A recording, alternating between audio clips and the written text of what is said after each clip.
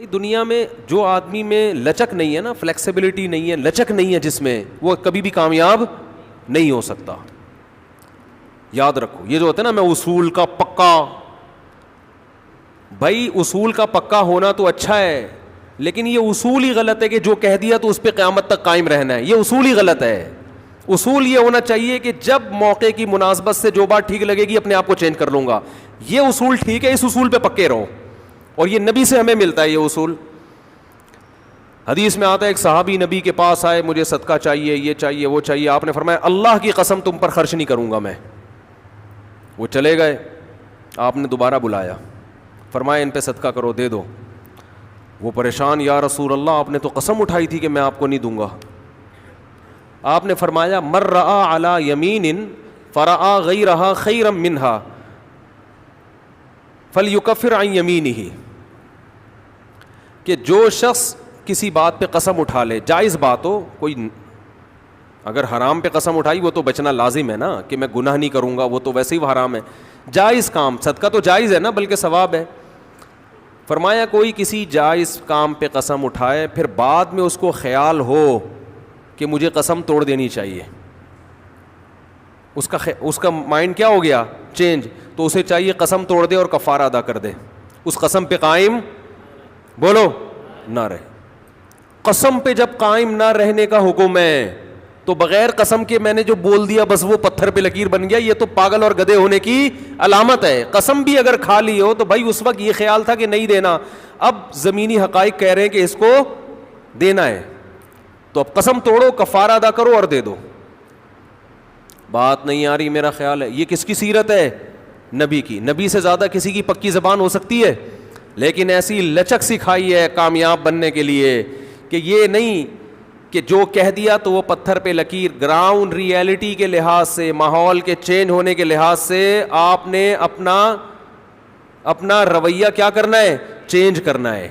اس وقت آپ کی رائے یہ تھی, اب آپ کی رائے وہ ہے, کیونکہ زمینی حقیقت بھی چینج ہوتی ہے اور انسان کی نالج بھی چینج ہوتی ہے اور انسان کی رائے بھی چینج ہوتی ہے. بعض دفعہ نالج چینج نہیں ہوتی, انسان تانے بانے ملا کے ایک رائے قائم کرتا ہے, بعد میں جب اور گہرا سوچتا ہے تو اسے لگتا ہے کہ وہ رائے ٹھیک نہیں تھی, تو وہ اسٹیٹمنٹ اس کا کیا ہو جائے گا, چینج. کوئی بات نہیں, دن میں 100 دفعہ چینج ہو جائے.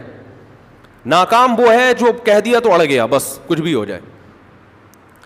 اب دیکھو ایک آدمی آپ کو مستحق نظر نہیں آ رہا تھا, آپ نے کہا اللہ کی قسم تجھے میں صدقہ نہیں دوں گا, تو فراڈی ہے. بعد میں پتہ چلا نہیں فراڈی نہیں ہے, آپ کو نہیں, میں نے تو بول دیا تھا میں نہیں دوں گا. بھائی اب فراڈی ہونے کی بیس پہ نہیں دے رہے تھے, تو اب پتہ چل گیا یہ فراڈی نہیں ہے.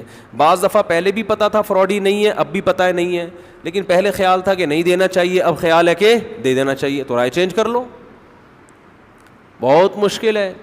اور گھریلو جھگڑوں میں تو میاں بیوی کی طبیعت میں اگر لچک نہیں ہے نا, 4 دن بھی ان کا رشتہ نہیں چل سکتا. یہ تو مجھ سے ابھی لکھوا کے سگنیچر انگوٹھے لگا لو, جیسے سبزی والے نے ٹھپے لگائے تھے انگوٹھے کے, انگوٹھے لے کے گھوم رہا ہوں.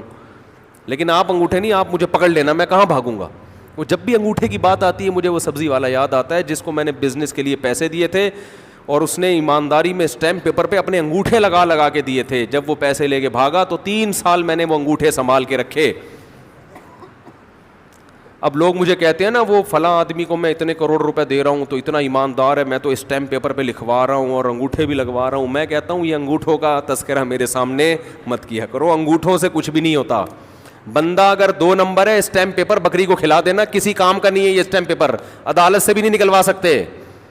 سمجھتے ہو, لکھوایا کرو ضرور, لیکن اس سے ہوگا کچھ بھی نہیں.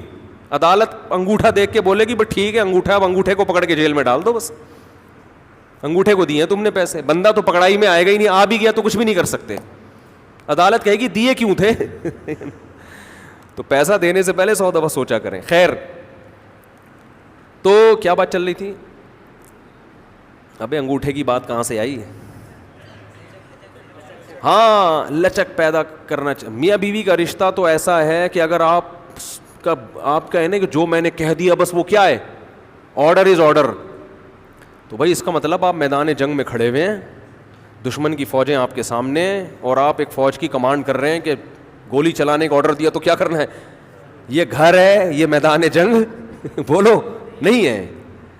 یہاں آپ کا اسٹائل یہ ہونا چاہیے، آپ نے بیوی کو آرڈر دیا، گراؤنڈ ریئلٹی یہ کہہ رہی ہے کہ بھائی میرا روب اس پر بیٹھا ہوا ہے اور وہ پکوڑے بنا بنا کے خود ہی کھا رہی ہے، آپ کو ایک لقمہ بھی نہیں کھانے دے رہی، آپ غصے میں آئے، آپ نے کہا بیگم مزید پکوڑا اگر کھایا نا تو، گراؤنڈ ریئلٹی کہہ رہی ہے کہ اس دھمکی سے یہ پکوڑے کھانا چھوڑ دے گی نا، لیکن آگے اس کا ایٹیٹیوڈ آپ نے دیکھا، اس نے کہا تو کیا کر لے گا، فوراً وہ کرچھلی اٹھائی، تو کیا کر لے گا، فوراً لچک پیدا کرو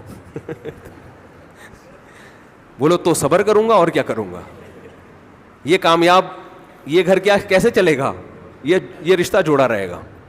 اگر آپ نے اس کے ایٹیٹیوڈ دیکھ کے، اس کی پیشانی پہ سلوٹیں دیکھ کے اپنی دھمکی کو واپس نہیں لیا تو یہ گھر کیا ہوگا، پکوڑے تو کھا لو گے آپ لیکن آپ کے بچوں کی ماں مارکیٹ سے شارٹ ہو جائے گی۔ تو اس میں گھر کے اندر کا اصول لچک، کامیاب آدمی وہ، ہاں ناقابل برداشت کوئی معاملہ ہو جائے تو ایک الگ بات ہے۔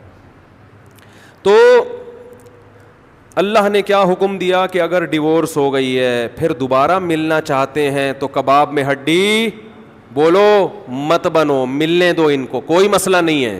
ہاں یہ قرآن نے کہا ہے کہ اس شرط میں ملیں کہ ان کا اپنے بارے میں یہ خیال ہو کہ دوبارہ وہ جھگڑے نہیں کریں گے، ایسا نہ ہو ملتے پھر وہی ٹینشنیں شروع کر دیں، اب دوبارہ اپنی اصلاح کر کے آئیں کہ بھئی اب ان ماضی کے قصوں کو چھیڑنا نہیں ہے۔